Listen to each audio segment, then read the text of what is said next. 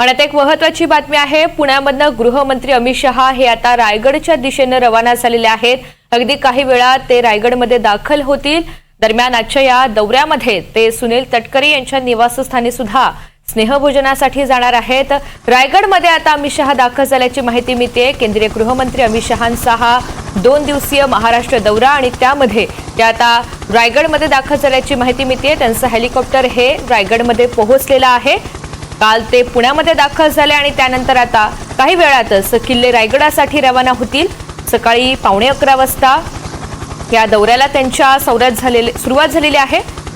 दुपारी 2 वाजेच्या सुमारास अमित शहा हे खासदार सुनील तटकरे यांच्या निवासस्थानी स्नेहभोजनासाठी जाणार आहेत।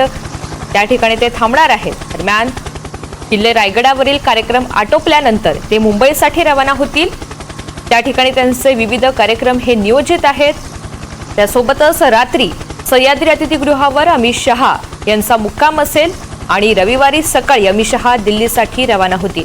अमित शहा रायगडावर दाखल झालेले आहेत। किल्ले रायगडावर अमित शहा दाखल झाल्याची माहिती मिळते। मुख्यमंत्री देवेंद्र फडणवीस, उपमुख्यमंत्री एकनाथ शिंदे सुद्धा त्यांच्या सोबत आहेत। तिन्ही नेते अमित शहा या त्यांच्या सोबत एकाच गाडीतून प्रवास करणार आहेत।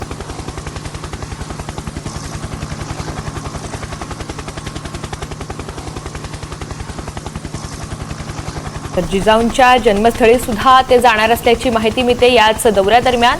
आणि रायगडच्या दौऱ्यानंतर अमित शहा राष्ट्रवादीचे अजित पवार गटाचे प्रदेशाध्यक्ष आणि खासदार सुनील तटकरे यांच्या रोह्यातल्या निवासस्थानी सुद्धा जाणार आहेत। एकंदरीतच या दौऱ्याला आता सुरुवात झाली। अमित शहा रायगडावर दाखल झालेत।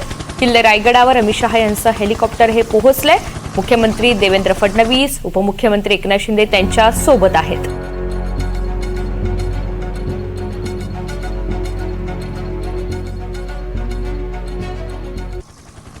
त्यामुळे आता या दौऱ्याच्या पार्श्वभूमीवर सुनील तटकरे यांच्या निवासस्थानी गेल्यानंतर नेमकी दोन्ही नेत्यांमध्ये सुद्धा काय चर्चा होते पाहायचे, कारण रायगडच्या पालकमंत्री पदाचा तिढा अद्याप सुटलेला नाहीये।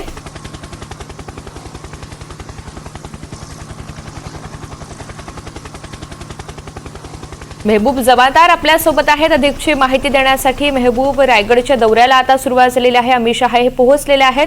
पुढील नियोजित कार्यक्रम नेमका कसा आहे? अमित शहा यांचा जो कॅनवॉय आहे तो हेलिपॅड वरून आता मा जिजाऊ समाधीच्या स्थळी पोहोचतोय। हा जो सायरनचा आवाज येतोय हा अमित शहा हे मा जिजाऊ समाधी स्थळी यांचा कॅनवॉय पोहोचतोय आता। आणि त्यानंतर लगेच बाय कार ते रोपवेला जातील, पाचाड येथे असलेल्या रोपवेला जातील व तिथून ते रायगड किल्ल्यावर गेल्यावर जवळजवळ 2 तास तिथे रायगड किल्ल्यावर कार्यक्रम आहे समाधी स्थळी व राजभवनावर। 2 तास वेगवेगळे अभिवादनचे कार्यक्रम व अभिवादनच्या दरम्यान ठेवलेली जी समिती आहे त्यांचे तिथं नियोजित कार्यक्रम होणार आहे। आणि त्यानंतर अमित शहा हे तेथील कार्यक्रम संपल्यानंतर रोपवेने उतरून पुन्हा हेलिपॅड येथे येतील पाचाडच्या आणि तिथून तटकरे यांच्या निवासस्थानी जो हेलिपॅड बनवण्यात आलाय तिकडं ते जातील व तिथं स्नेहभोजन तटकरे यांच्या निवासस्थानी असणार आहे। अमित शहा यांच्या पूर्ण दौऱ्यामध्ये या ठिकाणी मुख्यमंत्री व उपमुख्यमंत्री हे सोबत दोन्ही असणार आहे। अजित पवारांचं अजून काही नक्की नाही, पण एकनाथ शिंदे आणि हे तर असणारच आहे मुख्यमंत्री फडणवीस। आणि तटकरे हे अमित शहा यांची वाट त्यांच्या निवासस्थानी बघतात। तटकरे या ठिकाणी दाखल नाही झाले, परंतु आदिती तटकरे मात्र या ठिकाणी दाखल झालेले आहेत व आता अमित शहा यांचा कॅनवॉय समाधीस्थळी पोहोचतोय व येथील मा जिजाऊंचं दर्शन घेतल्यानंतर अमित शहा हे रायगड किल्ल्यावर रोपवे मार्गे जातील।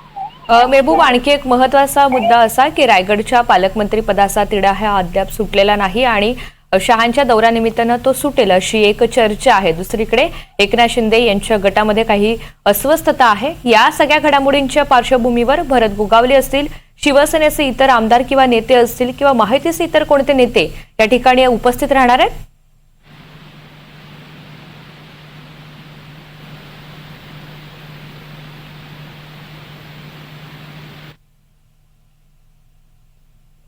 काही तांत्रिक अडचणीमुळे आपला आवाज पोहोचू शकत नाहीये, मात्र तिन्ही नेते आता अमित शहा यांच्या सोबतच एकाच गाडीतून प्रवास करणार आहेत। अमित शहा किल्ले रायगडावर दाखल झालेले आहेत। देवेंद्र फडणवीस आणि शिंदे सुद्धा अमित शहा यांच्या सोबतच आहेत अशी माहिती मिळतेय।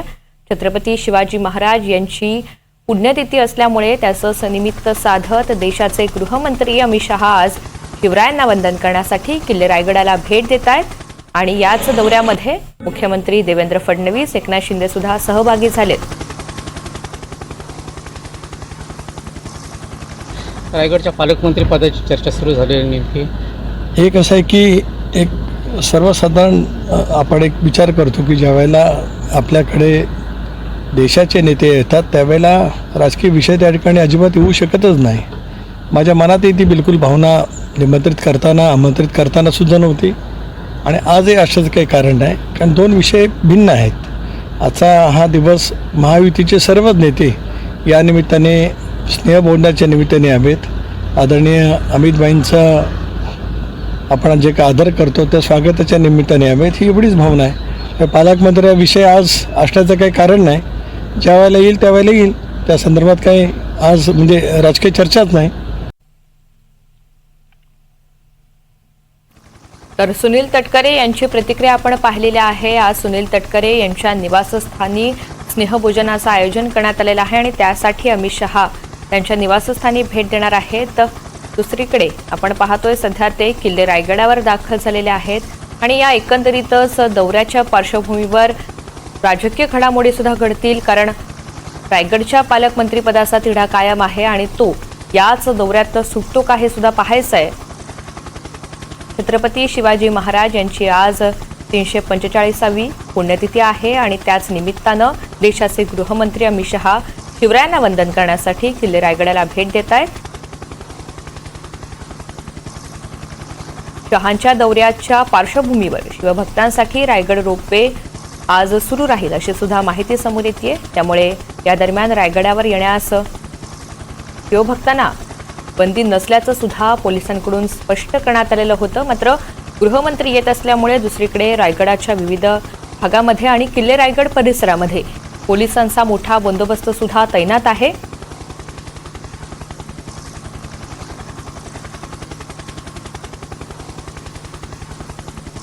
तर मुख्यमंत्री देवेंद्र फडणवीस आणि उपमुख्यमंत्री एकनाथ शिंदे हे त्यांच्या सोबत आहे. त्यांचं स्वागत करण्यात आलेलं आहे. अमित शहांचं स्वागत करण्यात आलेलं आहे आणि त्यानंतरच या दौऱ्याला सुरुवात झाली आहे.